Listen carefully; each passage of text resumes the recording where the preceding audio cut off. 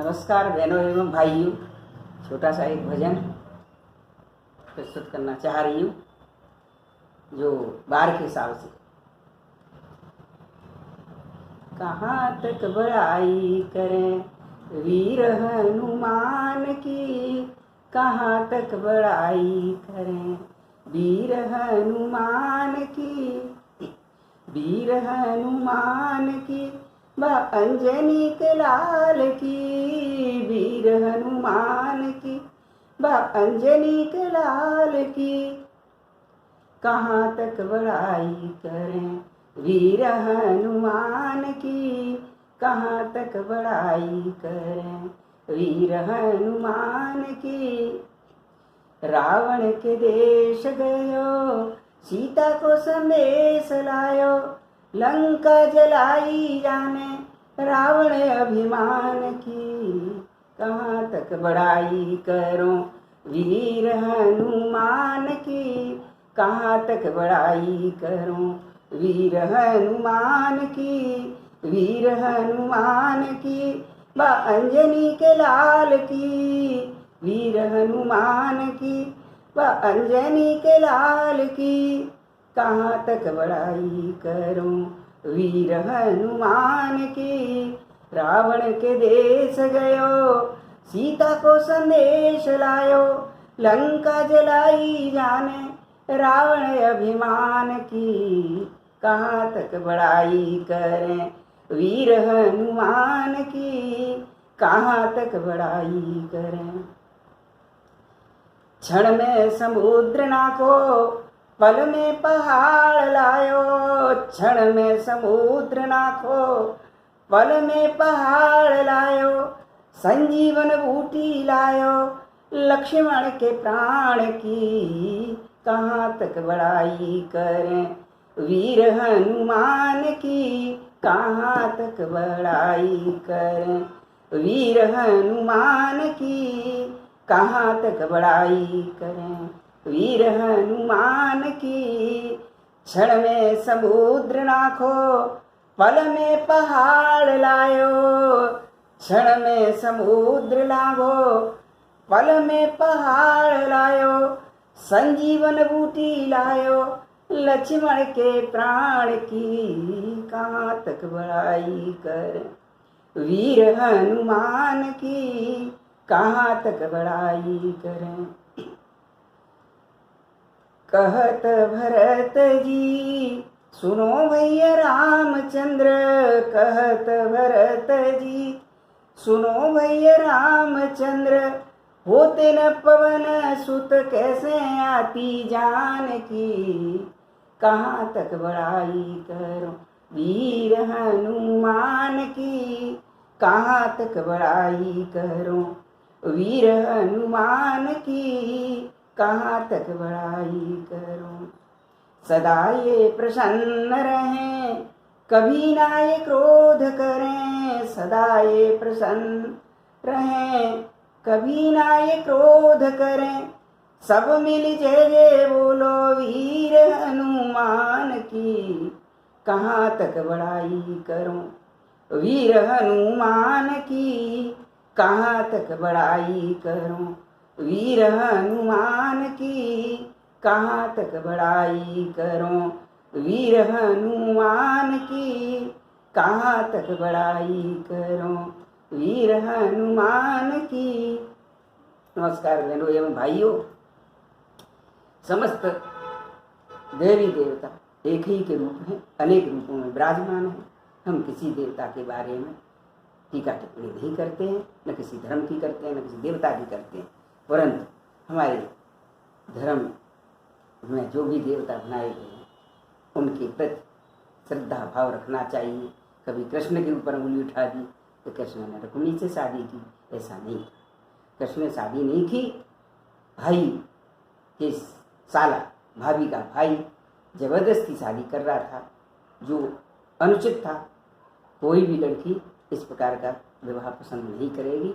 उन्होंने पत्र लिखा था, पत्र लिखने पर कृष्ण वहाँ पर आए थे और फिर उन्होंने जबरदस्ती शादी नहीं की। उनके माता पिता को बुलवाने के लिए कहा तो रुक्मिणी ने बोला कि मेरा भाई उन पर दबाव डालता है, वो नहीं आ पाए। तो रुकम को बांध करके गाड़ी से ले गए हैं, कुंडनपुर नाम पर जा करके वहाँ पर उसी के हाथ से कन्यादान करवाया है। इस प्रकार से हमारी देवी का। और कभी सत्यभामा के ऊपर उंगली उठाई जाती, सत्यभामा से शादी नहीं हुई थी, सेमंतक मणि की चोरी लगाई गई थी। इस कारण से कृष्ण के जो चाचा थे उन्होंने अपनी पुत्री को उनको दे दिया था। ऐसा नहीं था, तब जामवती को इसी प्रकार से दिया गया था। जामवती को भी उन्होंने नहीं कहा था शादी कर दीजिए, इसी प्रकार से उनके अनेकों संरक्षण दिया है। इसी प्रकार से राम के बारे में कभी कहा जाता है कि राम ने यज्ञ में पशु बलि दी। राम ने कभी भी पशु बलि नहीं दी है। राम तो धूप गंध जिसके आकाश काला हो गया था, इतने यज्ञ किए उन्होंने, अनेकों यज्ञ किए और यज्ञ से आकाश मंडल हमारा काला हो गया था।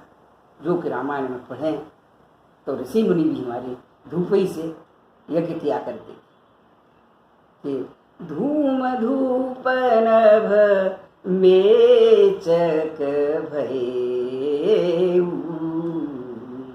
धूम धूप नभ मेचक भये। धुएं से आकाश मंडल काला हो गया था, धूप का धुआं था वो, इंद्र की पशु बलि का।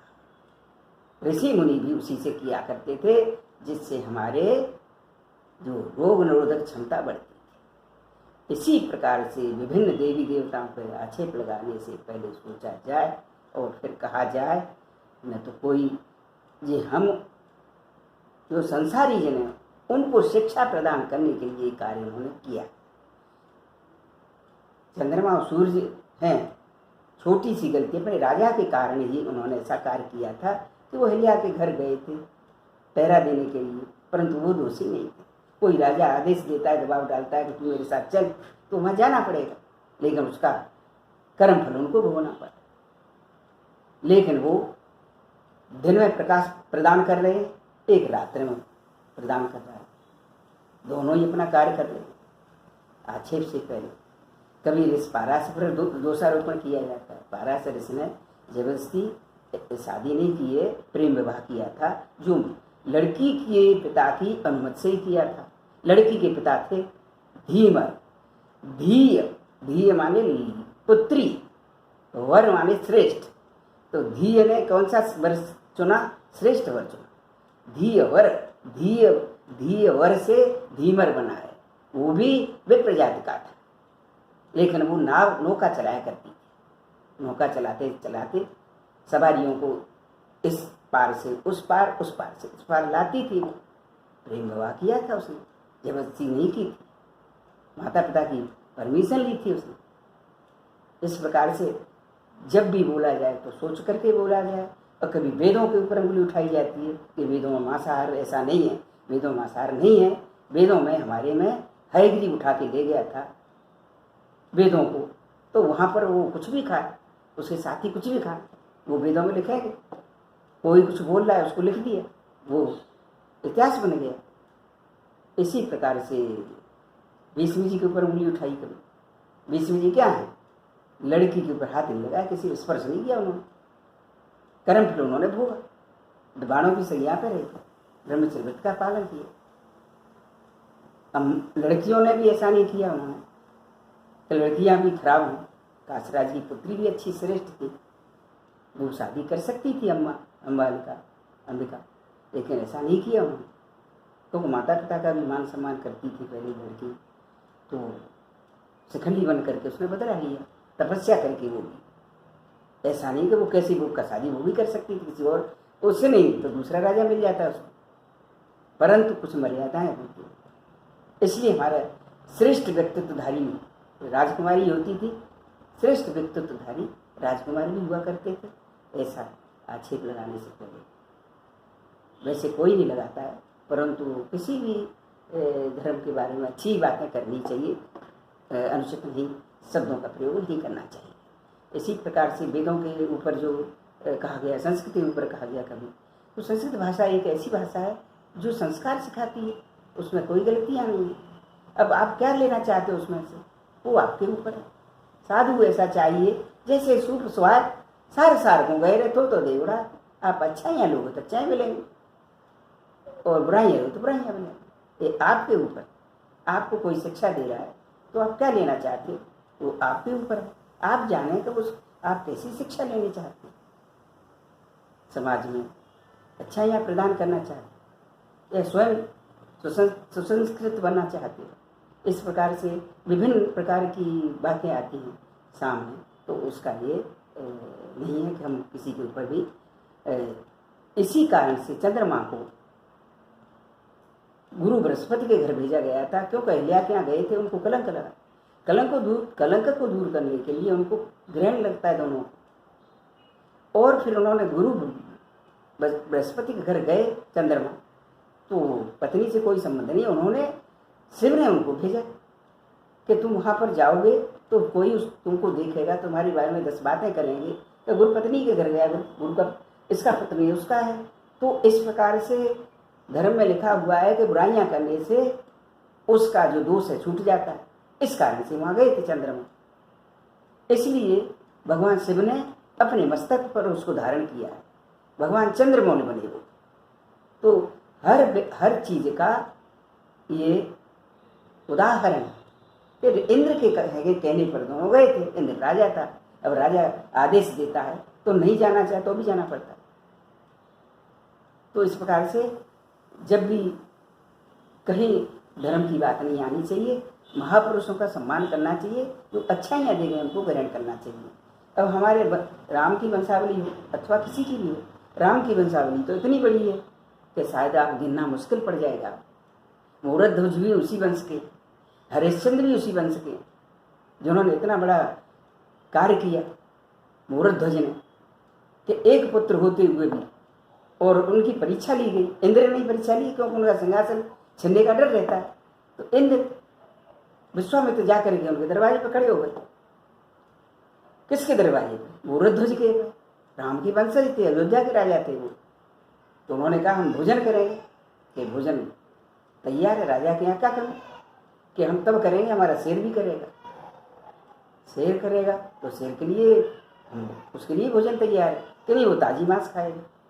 जब ऐसी बात की, परीक्षा लेने के लिए कहा था ऐसी बात की, तो उन्होंने कहा कि फिर कि हम कहें वो करना पड़ेगा, नहीं तो हम भूखे चले जाएंगे।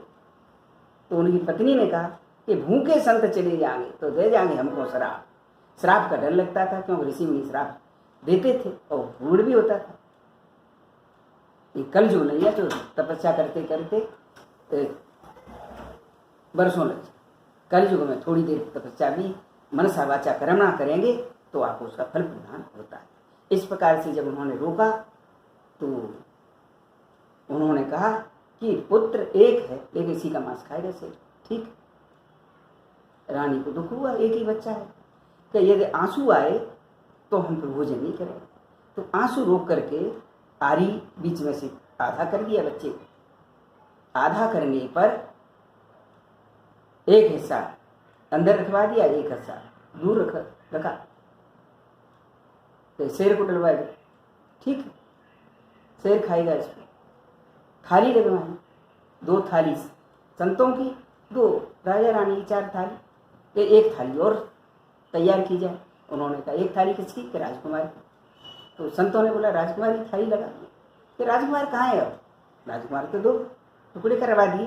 अब हम उसके लिए थाली कैसे लगाएं कि हमारे आदेश का पालन किया जाए। ये थाली राजकुमार की भी लगाई जाए। थाली लगा दी रानी, आंसू नहीं आए। जब थाली लगा दी, भोजन के लिए तैयार किए, तो जैसे ही उन्होंने कहा कि राजकुमार को आवाज़ लगाइए, तो उन्होंने स्वयं करके बोला कि राजकुमार को आवाज़ कैसे लगाएं हम? आपको पता है कि ये राजकुमार नहीं है, तो हम कैसे लगाएं? कि आप लगाइए, हम कह रहे वो करिए। जैसी आवाज़ लगाई तो टुकड़े जुड़ गए और राजकुमार, क्योंकि उस समय भी शल्य चिकित्सा हुआ करती, शल्य चिकित्सक थे, शल्य चिकित्सा होती थी और ऐसी होती थी कि कोई पता नहीं कर सकता है। दक्ष प्रजापति के जो सिर लगाया है, जिसको कहते हैं कि पशुबलि दी जाती, पशुबलि नहीं दी जाती है, उसकी मजबूरी में यज्ञ पूर्ण करने के लिए उसका सिर लगाया गया बकरे का। इस कारण से बकरे की बलि दी जाती थी। तो कोई क्या करे इसका, उस रूढ़ को कोई पकड़ के बैठ गया। सती के पति का अपमान हो रहा था, इसलिए यज्ञ विध्वंस कर दिया उन्होंने। विध्वंस हो गई तो यज्ञ पूर्ण न हो तो नरक में जाता हो। इस कारण बकरे का सिर लगा कर शल्य चिकित्सा करके यज्ञ पूर्ण करवा दी दक्ष प्रजापति। तो इस प्रकार से फिर बच्चा जीवित हो उठा और संतों ने और राजा रानी ने और कुंवर ने साथ बैठ करके भोजन किया। तो इस प्रकार के हमारे धर्म में ग्रंथों में है कि राजा की सहन शक्ति कितनी होती, राजा स्वयं कितना सहन करता है। जो भूखे संत चले जाएंगे दे जाएंगे सैया शराब, जो संत भूखे चले गए तो शराब ले जाएंगे। इस प्रकार से राजा रानी ने आंसू रोक करके आरी चला दी। ऐसा वंश, उस वंशावली को पढ़ करके भारत धन्य हो गया। और जो धीवर बोलते हैं वो धीवर नहीं है, धीवर ब्रह्म विप्र वंश के सब। नाव चलाना जिस व्यवसाय से जुड़ गए तो जुड़ गए, कैसे उसमें उंगली उठा देते। हम सब कर्म से जुड़ गए, जैसा कर्म कर रहे उसका नाम रख दिया। ऋषियों की संतान है सब, कोई जंगल में बस रहा है, कोई घरों में बस रहा है, कोई महलों में बस रहा है। इस प्रकार से बहनों भाइयों मेरा निवेदन है कि राजा हरिश्चंद्र की भी कहानी सुनाऊंगी अच्छी तरह से मैं, राजा हरिश्चंद्र के बारे में गाना भी सुनाऊंगी। नमस्कार बहनों और भाइयों।